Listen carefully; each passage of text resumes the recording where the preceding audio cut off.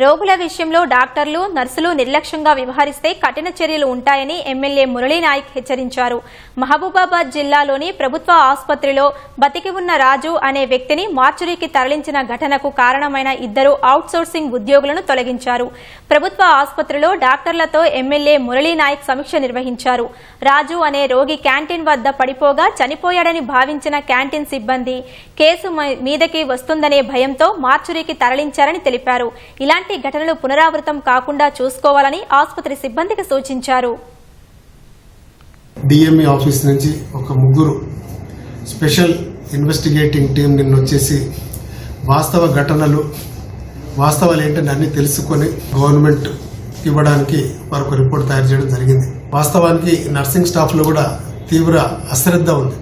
ప్రజలు పేషెంట్స్ తనకి కేర్ చేయకపోవడం, వాళ్ళ గురించి డీటెయిల్స్ తెలియకపోవడం, వాళ్ళని గట్టిగా మందలించడం జరిగింది. అదేవిధంగా డాక్టర్ల విధుల్లో ఎక్కడైనా నిర్లక్ష్యం జరిగితే తీవ్ర యాక్షన్లు ఉంటాయని చెప్పేసి వాళ్ళు కూడా ఇప్పుడు వాళ్ళకు వార్నింగ్ కూడా ఇవ్వడం జరిగింది. మార్చరీకి ఏ బాడీ పోయినా ఇక్కడ ఉన్నటువంటి సీఎంఓ సర్టిఫై చేసి కీస్ ఇస్తేనే మార్చరీ తాళాలు తీయాలని చెప్పడం జరిగింది.